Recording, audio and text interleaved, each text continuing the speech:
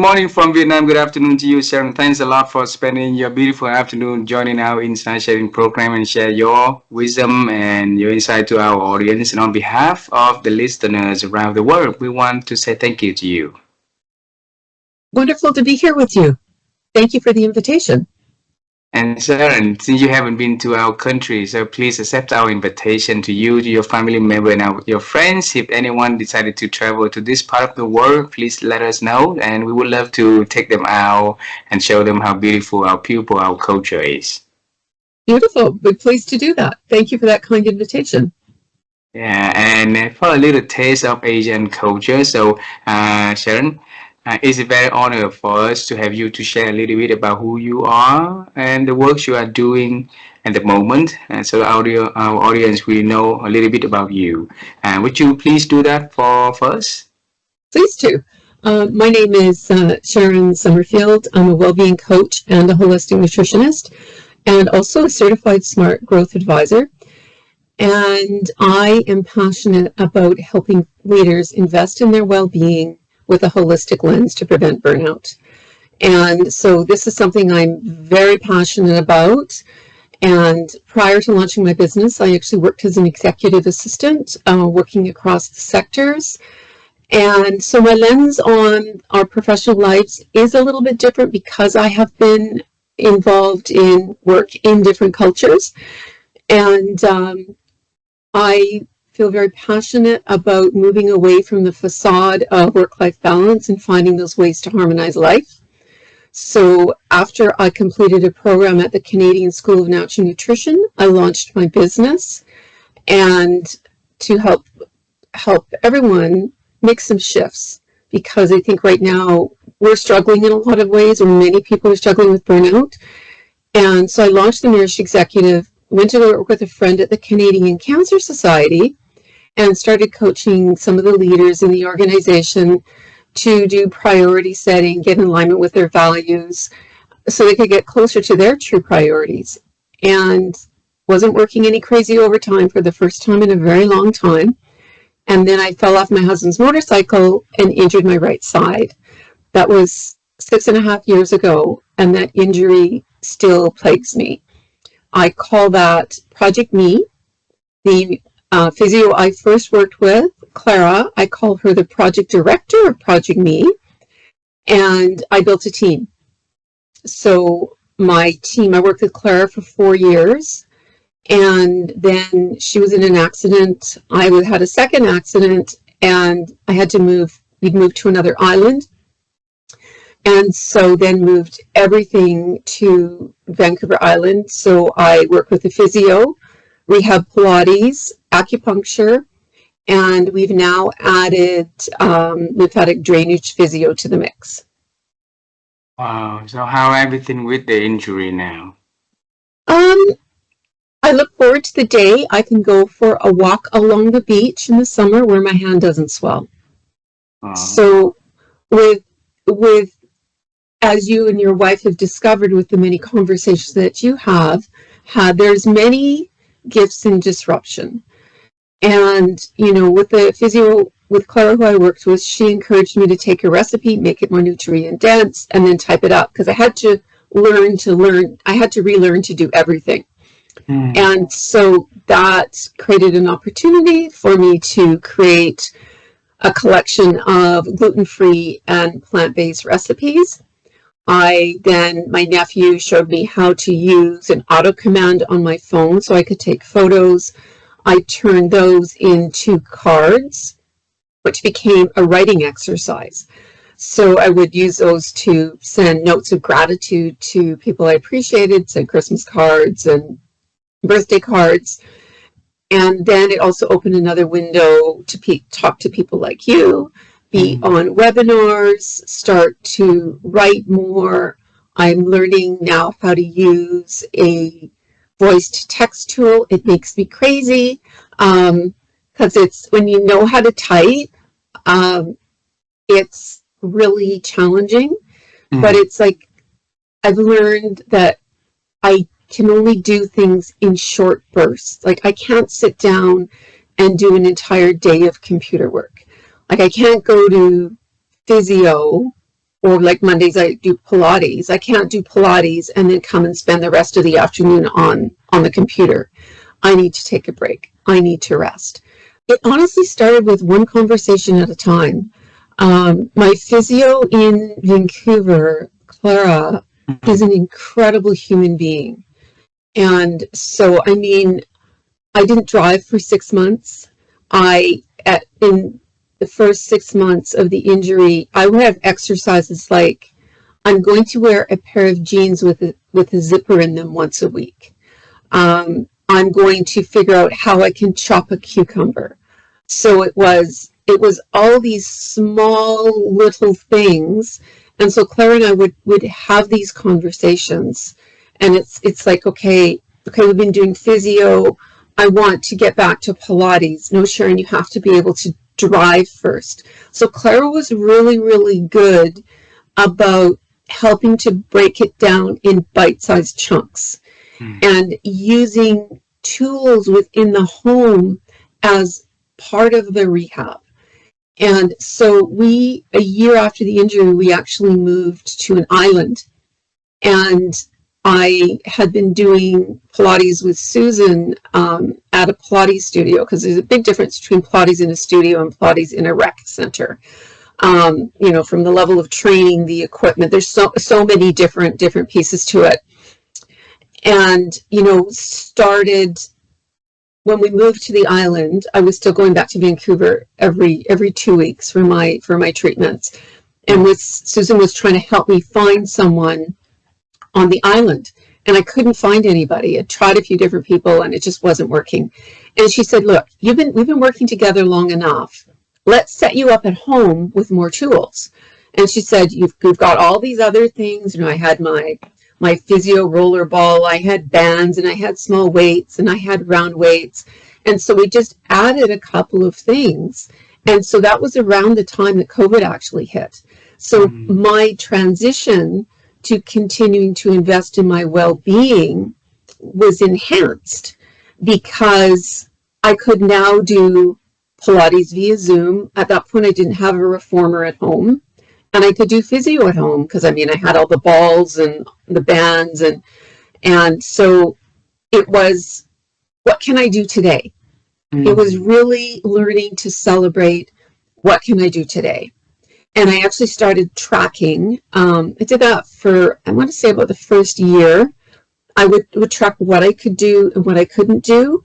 One of her suggestions was to take a recipe, make it more nutrient dense, but also do typing tests because I was trying to get strength back in my hand. And I started typing when I was 15 in typing class. So this wasn't anything new, but I had to learn to do it again. So I was invited to the Christmas lunch for the Canadian Cancer Society. And the then director of HR said to me, she said, Sharon, you're reading a lot. So at that point, I was probably reading 1 to 2 leadership management books a week. And she said, why don't you start typing up book reviews? And so that's actually what I did. So then I started going one step further. I learned how to use the voice activation to take photos.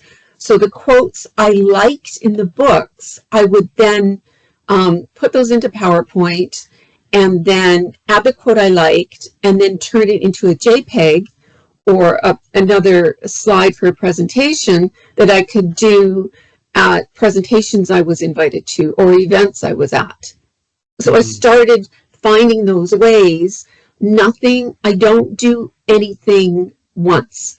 Like I just finished reading Jennifer Moss's book, Why Are We Here? Jennifer Moss is a Canadian author, very talented lady, really talking about the shifts that we need in our world of work.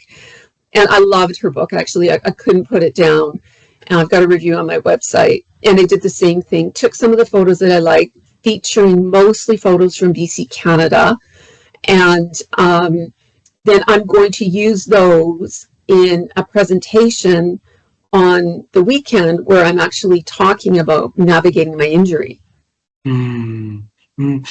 Early before you got the injury, you've been spending time to help people to right here to harmonizing their lives, right? To preventing burnout, and that is very important because as human beings, we all want to be happy. We all want to be healthy. We want to have a good life. But along the way, on that journey, we forgot what we wanted, or we neglected of what we wanted. So, Sharon, I want to bring you all the way back into when you were young, when you was a kid. Okay, so travel time with me to see how that transformation happened along the way for your life. How does that sound to you? It sounds good. All right. So when I was little, I live in a very poor community, and we have electricity one day, maybe the next day we don't. So the beautiful time for me is when we see the moon. All right. So at night, and the moon shines, and we can see things beautifully in the neighborhood. So my earliest dream was to becoming an astronaut and going to the moon or something like that to see how bright it is up there. But life did not give me an opportunity to do that. Okay, so when you were little, Sharon, what was your dream about the future works or the future you that you are going to become in the and do for others? That's a good question. Like I can remember earlier on wanting to be a elementary school teacher, but due to the academic challenges that I had, that door was closed. So I think I actually became, as I, started working and, started off as a receptionist and then, started on my admin career, I became very stubborn because learning was never easy for me. So it was like, okay, it's going to take me a bit, but I am going to get this. So I started actually taking courses while I was working full time, and just wanted to, because I always felt, and I guess it probably comes back from growing up, this need for living our best lives where our life doesn't come at the cost of living. Like my dad worked for a tea and coffee company. Before that, he was a logger. He started logging when he was 14. And so I saw him working crazy, crazy hours. And I thought there had to be a better way. And at that point, I didn't really know that much about the idea of work-life balance. My first job, I don't think work-life balance exists. I think it's about harmonizing life. My first job was actually working at a terminal in North Vancouver, which was a 24-hour operation. And we hardly did any overtime. And what was interesting is when I left that job, it was a private company, when I left that job and we moved to the Yukon, which is in northern Canada, I took a job as a school secretary, and I was doing insane amounts of overtime. It was crazy how much overtime we were doing. And so it was like at that point, it's like, okay, there's got to be more. How can we do our best work if we're unable to show up as our best selves because we're getting pulled in all these different directions? So I think that's really where the seed started to get planted. Okay, what can we do differently? I started getting really interested in management, in leadership. How can this be different? Mm. So it started by watching your father working, a huge amount of time, and you had the idea at the beginning that how could it be differently, right? And then through your own experience of working overtime, then the idea of work-life balance and preventing burnout. So how long ago was that?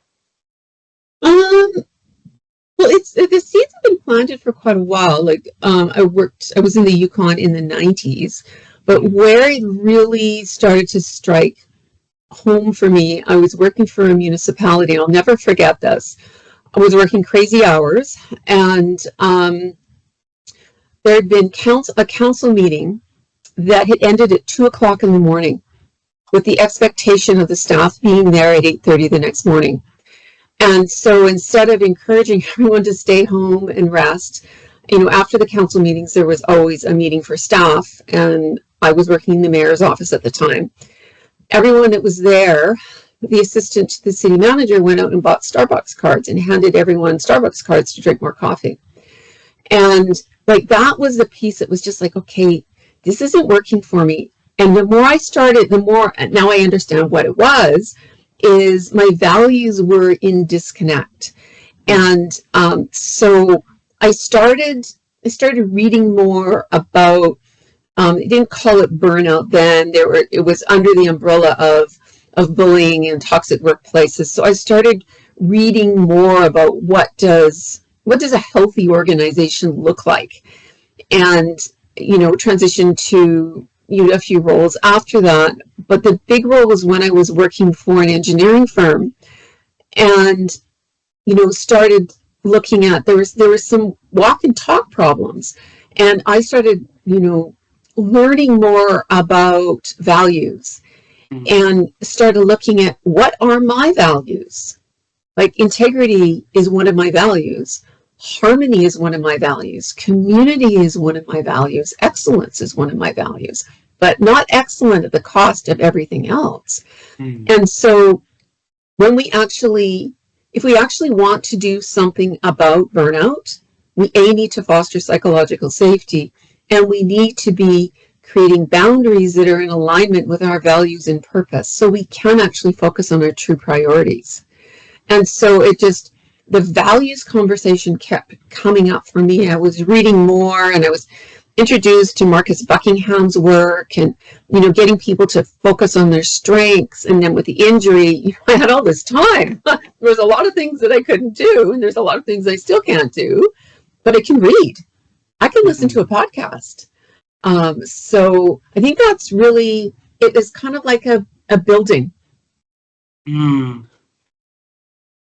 Wow, well, I wrote it here. You said the values you found is in the disconnect. So when you starting to slow down and have time for yourself to really look at the bigger picture, and then you start to see and connecting the dots, what you could do to make to amplify the impact of what you do, right?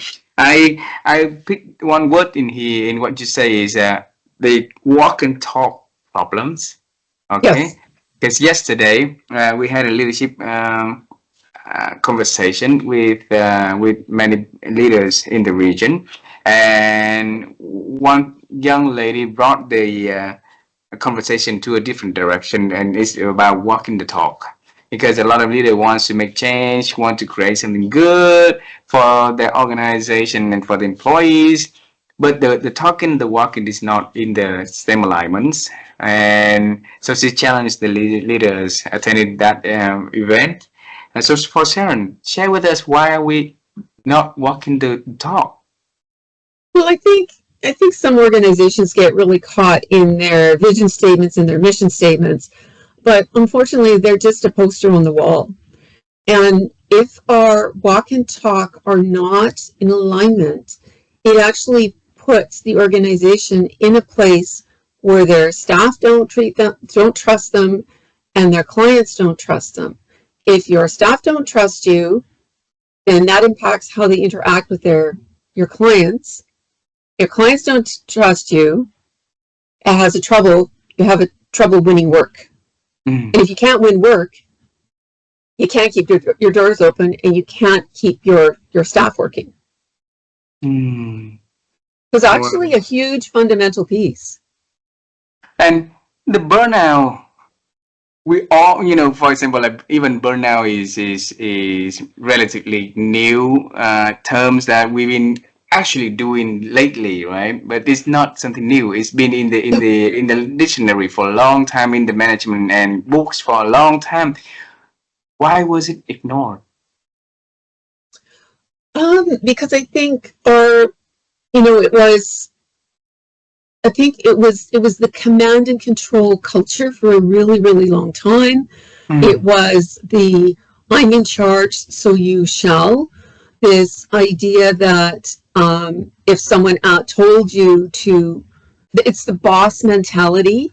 You mm, work for me. I'm in charge, so don't question.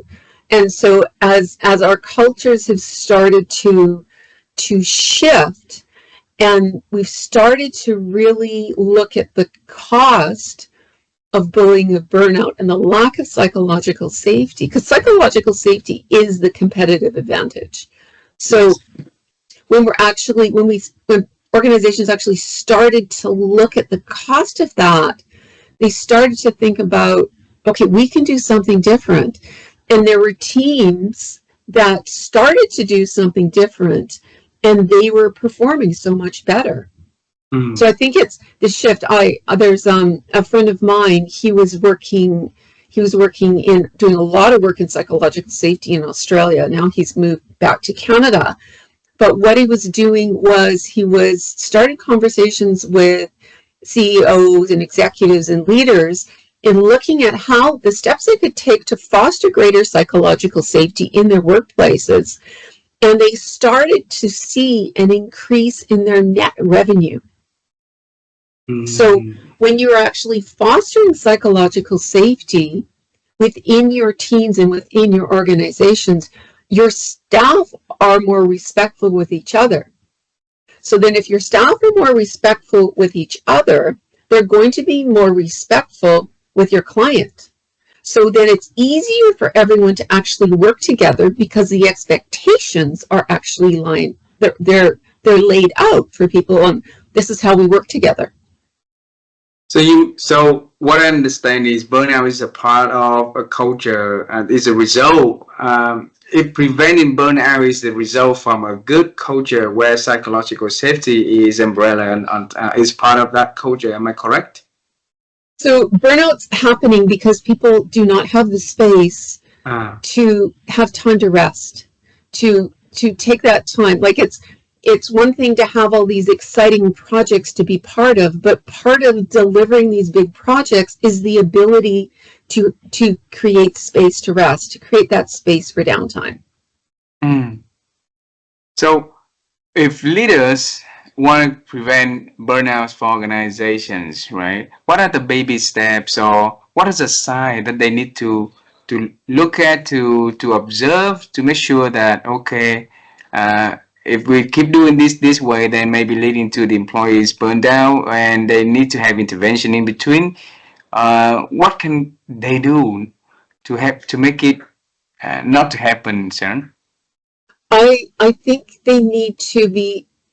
I think within organizations, managers need to be having regular one-on-ones with their staff. They need to Mm, find out what is happening for their people at work, and are there things at home? Maybe they've got aging parents, or maybe they've got a child that's been diagnosed with an illness. Because we're not just going to work. And for the longest time, it was keep your head down. It's only about work. We don't want to know what's going outside your life, outside these four walls, so to speak. But now we know there's tons of research. What's happening outside the organization impacts what's happening inside the organization. And also, what's happening inside the organization impacts our ability to thrive outside the organization. So, simple steps that the organization leaders can do, the one on ones, looking at individualized growth plans, investing in learning and development for all staff, also creating a different conversation around scheduling and taking downtime, and that needs to be modeled by the leaders. mm, And I think we need to stop celebrating people that are working crazy, crazy hours. Sometimes there's deadlines for clients that need to be met. So, but the expectation that's after someone's done that, they're just going to go back to work and still, do their regular 8 to 6 or how many hours that may look like. But fostering that conversation of, okay, you've been working these extra long hours. How about you take another 3 or 4 days off? Wow. Like Sharon, but yeah. infusing well-being in every aspect of your organization and how you come together, how you do the work. Mm. It seems to me that the system at the moment for organizations design is not helping leaders and managers to accomplish that. For example, we have the notion of do more with less, right? And that notion of do more with less is more revenue, more market share, more return on investments, but with less resources at hand. So costs is cutting, but people are cutting, results are cutting, but then companies are expecting to delivering more. So if you look at that desire and the desire for well-being for the employees seems to be not in pair together. So, in your professional idea, how can we deal with that dilemma? Are we focusing on the right things? Mm. Like if we are going to do more with less, what does that more mean? That's why I think the values exercise and looking at first your values and then looking at where you're spending your time, are those actually your true priorities? So if we're going to do more with less, are those the right things to be doing? Are those your true priorities? And can you foster excellence in doing that? So, in your opinion, what is the right things? What are the right things that an organization should be aiming for? Well, I think there needs to be greater flexibility. Mm. Right now, there's more people being mandated to go back to the office, but I think there's times where a hybrid model works really, really well. And this isn't something that's just come through in the last 5 years. I mean, COVID happened 5 years ago when I was working for the engineering firm, 10, 15 years ago. We had the ability to work from home. Mm. And so there were systems put in place so that we could actually have that hybrid environment. And so I think Jennifer Moss talks about this in her book a lot about, there's a huge theme about flexibility based on her research. And I would agree. Mm. Having that flexibility to and move away from, I've been saying this for quite a few years, we need to move away from this is the time you start and this is the time you end. We need to shift more to a deliverables based model. This is the scope of the work. This is the schedule. These are the deadlines. What do we need to do to set that up and set our people up for success? So Mm. it becomes, how do we come together? How do we meet these priorities? How do we manage this project and do this together? And it also creates a different conversation for succession planning, for learning and growth and development. So when I was working for the engineering firm, I was working as an executive assistant and I had an assistant. And I was going up north to take care of my nephews. Well, my sister and her husband went down to the Calgary Stampede. The Calgary Stampede is a huge thing in Alberta. Like, it's cowboy country at its best. And so I was in the middle of planning this event, and people from the US were coming up to Canada, and we were going to showcase a number of our really big infrastructure projects. So I had included my assistant in all these meetings. Well, we're about to make all the invitations and contact our clients to say, can you be part of this? And they moved the date. They moved the date to a day to a time period where I wasn't going to be there. I couldn't tell my sister, I can't do this, because they had made commitments. Her husband had made professional commitments. I had my assistant. I knew she could do an amazing job, which she did. But I had been mentoring her and supporting her along this journey. So when they changed the date, one of the fellows from the US said, well, what are you going to do now? I said, well, my assistant will handle it. He said, well, does she know what to do? I said, she's been involved in every single meeting all the way along. So I think we need to, in creating greater flexibility, we need to create these opportunities for learning and growth And so that we can take that downtime. So if we're thinking of, say, someone wants to take their family on a trip to Europe, we can cover for them while they're away so they can actually enjoy that time away.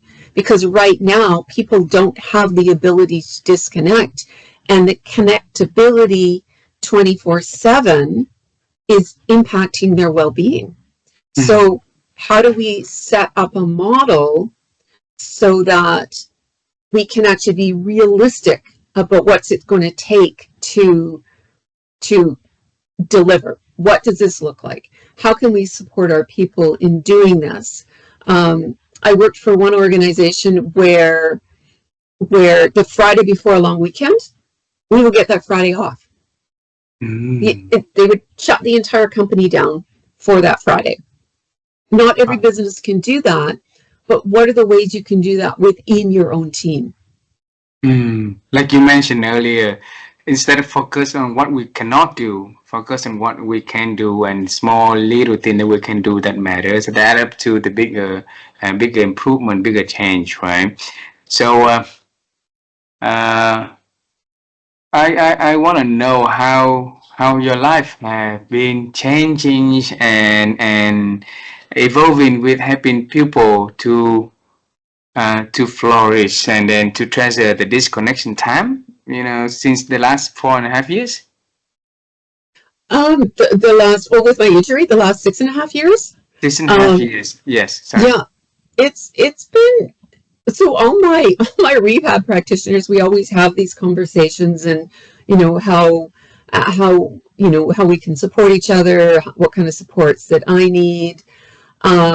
So I've always been really committed to learning and growth and investing in my own learning. And so I've had lots of different conversations, I've been involved in some coaching conversations with people who, one former colleague, she had 2 kids back to back, basically. And in Canada, mat leave is 18 months.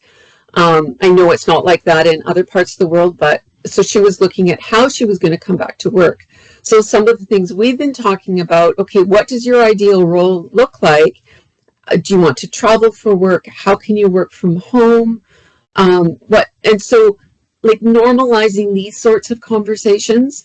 And another colleague, former colleague, she was in a couple of different roles, and she was being asked to work in extreme extra hours, be available 24/7, and it's again normalizing this conversation. Does this reflect your ideal role? What is your values? What are your true priorities? Can you show up as your best self? What does that time look like that you need to rest and recover so you can show up as your best self? So like normalizing more of those conversations, but also looking at, when I'm talking to people, I always love to introduce the standout assessment by Marcus Buckingham. I've been following Marcus's work for, I want to say, about 15 years. And I find it to be such a great tool because it's simple, and people get it. There was one lady I was working with, and I used this smart growth tool, looking at the S curve of learning. I used that with her, and as we're working through that and looking at her ecosystem, and then took a look at the strengths that were identified from the standout assessment, she realized that she was trying to do things in an environment that she didn't like. That was not one of her strengths. She was trying to create this total online business, which she hated online. She wanted to be doing more work face to face within her community. So by having those conversations and using some of these other tools, she could actually start making the shifts so she could show up as her best self. Wow. So imagine if we don't have the people around us, the people like you that can have that little conversation, that can have, that can offer tools that help us to realize what else that we've been missing on the way, what else that we want, what is that we want in life. So what can we do to ourselves, to self-help and to make sure that we can have those moments checked and come to the realization of what we want, Sharon? I think one of the most powerful things we can do is build in a ritual of reflection. Mm. Reflect on our day. What went well? What did I learn? What will I do differently? Start there. I think it is one of the most powerful things we can do. And I also think looking at the growth accelerants, after I read Whitney Johnson's book, Disrupt Yourself. I love Whitney Johnson. I think she's amazing. Her podcast, honestly, I discovered her work a few months after my injury, and it became like oxygen of hope. And after I read that book, Disrupt Yourself, and looking at the growth accelerants, that's how I was managing my new way forward. That's how I was learning to learn again. The idea of taking the right risks, playing to your distinctive strengths, embracing your constraints, step back to grow, be discovery driven. I think there's one more, a leverage failure.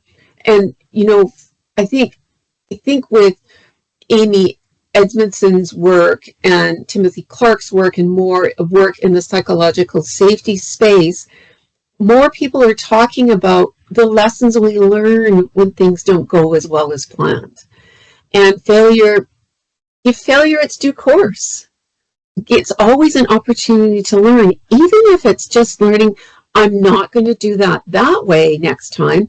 I'm going to try this. So I think those are the sorts of things. And trust your instincts. Trust your gut. If something feels off, it is. If you feel uncomfortable, or your heart is racing a little bit more when you're around certain people and around and involved in certain conversations, pay attention to that. What is your body trying to tell you? Wow. It's interesting that you mentioned Whitney Johnson on this program. So we interviewed her back in May of last year.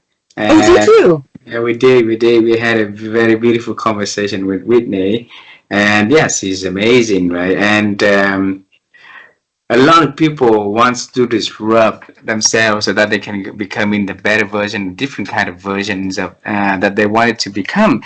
And you said that it's important to disconnect, and that's important. Sounds simple. It's really hard for a lot of people, doing me included. And years ago, because we get used to the habit of the working. So staying still and disconnect seems to be like not in the nature of ourselves, right?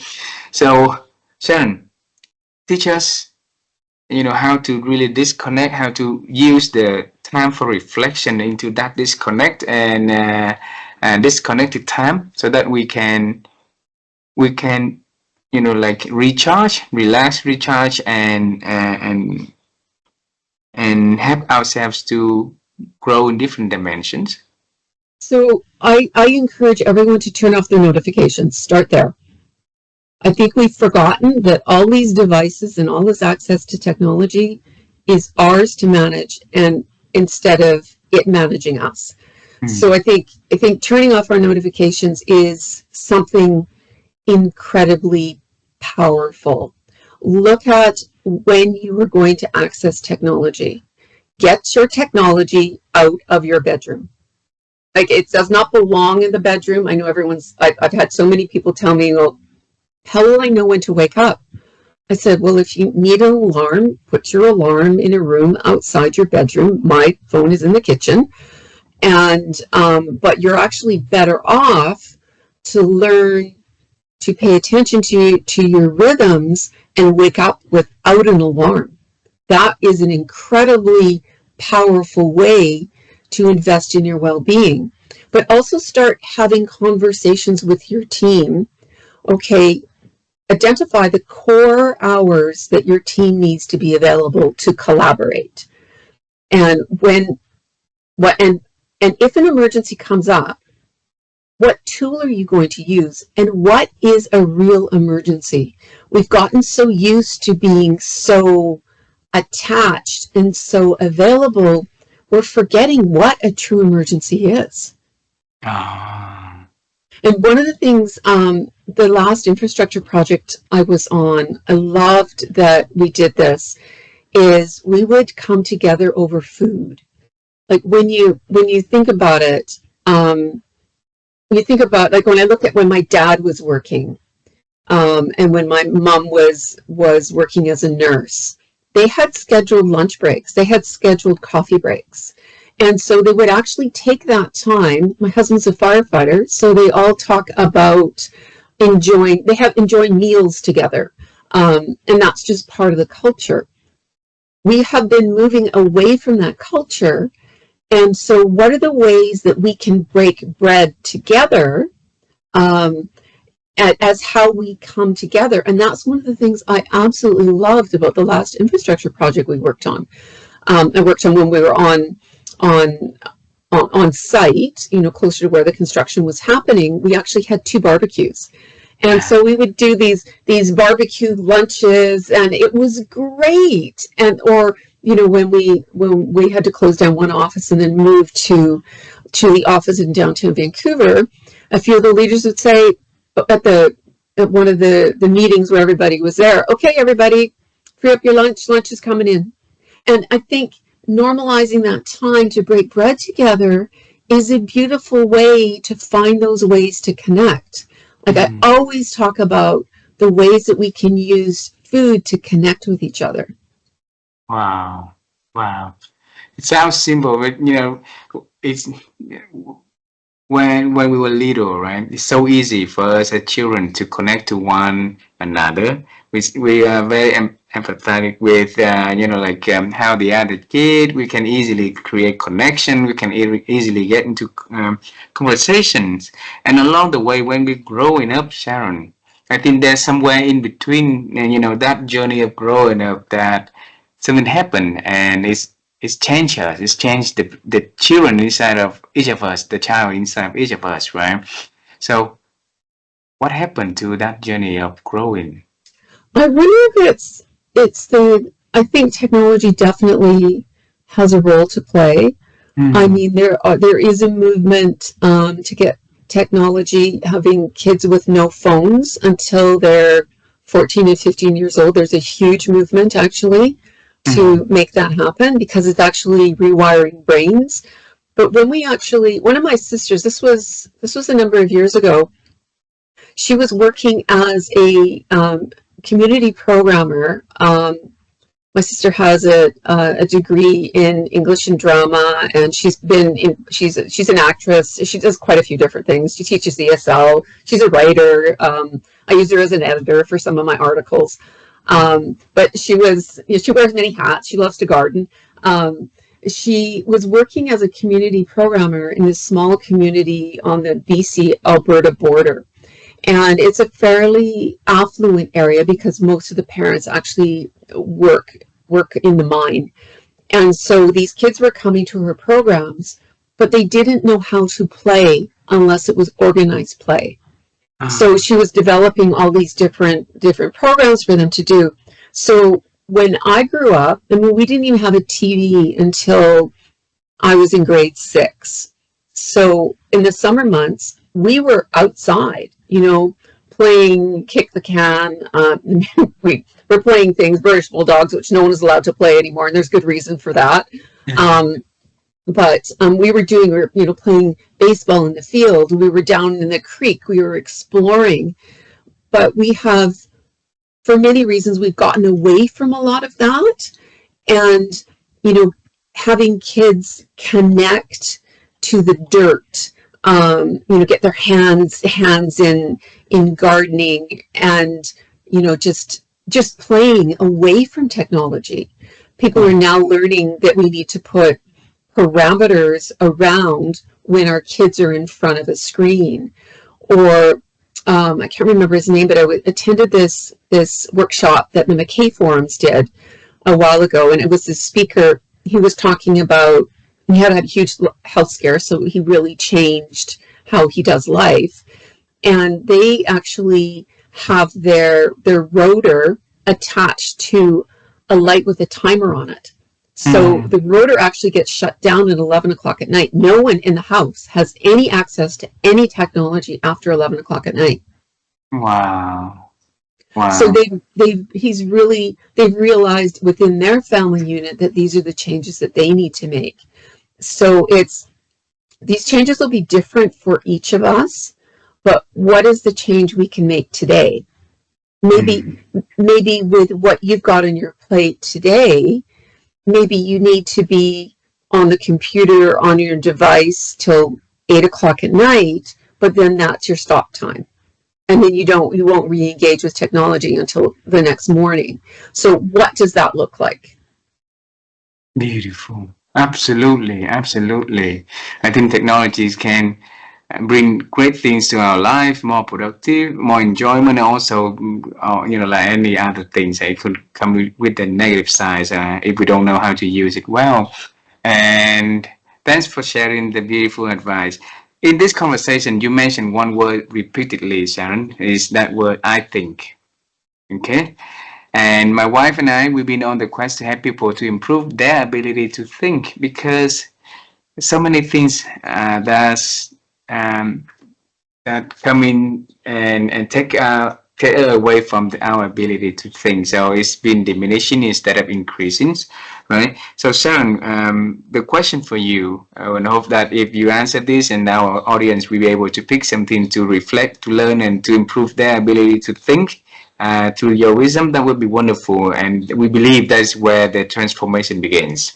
So how have you been growing your ability to think over the years?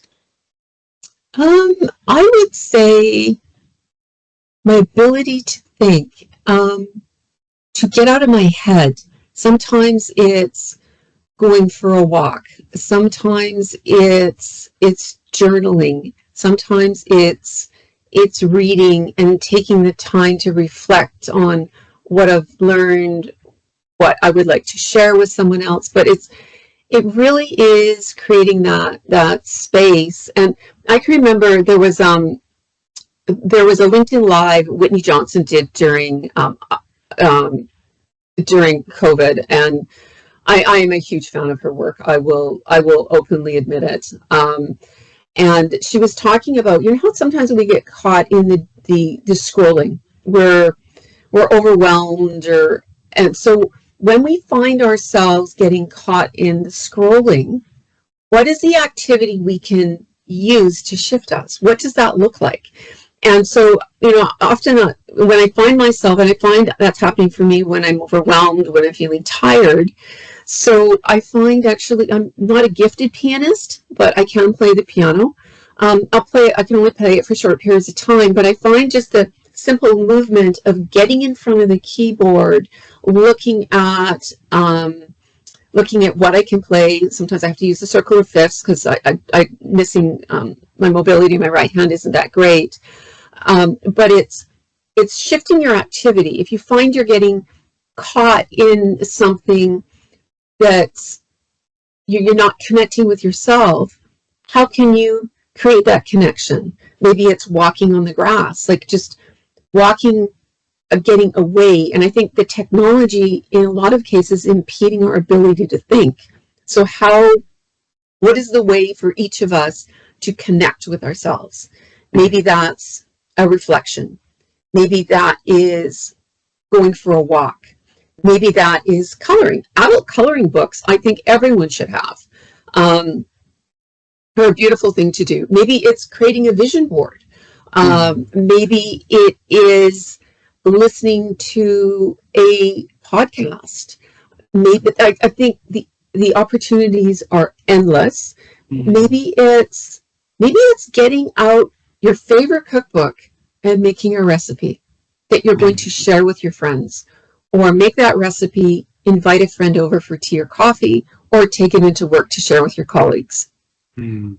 So it's the intentional process. As long as you ask the question, what can you do to improve your ability to think? Then the brain and the it will work out the magic to give you the options, the creativity and solutions to continue exploring the Well, possibility out there, right? I Yes. think it actually goes one step further. Is Mm. when we're creating that space to think, asking ourselves, what do I need in this moment? Mm. Because I think the more we can normalize asking ourselves that question, and while we do give ourselves grace, the space will open up. Beautiful, beautiful. Sharon, is there anything exciting you are working on and you want to share with us so that we can celebrate with you in advance? Sure, that would be great. I'm starting to write a book. I'm Wow. calling it Community of Care, now Building Resilience, Navigating Injury. So it'll be all about my injury, navigating it. My hope is this book will plant seeds of the ways we can support people managing injuries, people on leave, building connection with people while they're on leave, um, hoping to create a different conversation. Wow, Sharon, thanks for writing that book because it's important to lead by example and people would love to hear real life example of how you work the challenges and not only to recover for yourself but having people along the way to bring something great out of their the inner side, the design side of them to be to be wonderful, right? And that leading to the last question that I want to ask you for today. We picked a new project is to learn and share on the topic of wisdom. Okay, and because we know we just feel that the wisdom is not really good in transferring from one generation to the next, for one culture to the next, from one country to the next, and we want to create that movement of exchanging wisdom so that whoever listen to conversation will be able to pick something to think. That's all we want. And the question for you is simple. It's just how Sharon is defining what wisdom is. Ooh, but wisdom to me is lessons in wisdom. I don't, I like to reframe, mistakes and failures as lessons in wisdom. And by sharing our stories, that's how we can share what we've learned along the way and the little jewels of wisdom and the seeds that we've discovered in our journey. And I think in discovering wisdom, it's through sharing our stories. Beautiful, beautiful. And thanks for helping us to sharing the wisdom through sharing your stories and sharing your amazing intentional stories of overcoming challenges and help people to create, to know the importance of well-being, to prevent burnouts, and then to help leaders to create environment, a culture of psychology safe for everybody to harmonize the work. And I put in here is harmonizing their lives also. So thanks for doing that, Sharon. My pleasure. My pleasure. And if I can, and I think it's also how we're building our communities of care. The more we can actually build and foster cultures and community of care, the richer our lives will be professionally and personally. Yep, absolutely, absolutely. So I look forward to an opportunity to meet you in person. My daughter and my sons study in Bellingham, so not far from the BC. So the next so we come to visit them very often during the year. So the next time if we travel to Seattle, and then I would let you know in advance if we can go to the BC to see you, and that would be wonderful to put the face to the names, okay? And then to see you in That person. would be lovely. Thank you so much for your time, and thank you so much for the invitation. Thank you very much for a beautiful conversation today. Thank you. You have a wonderful evening, okay? You as well. Enjoy your day. Thank you very much. Bye bye. Bye.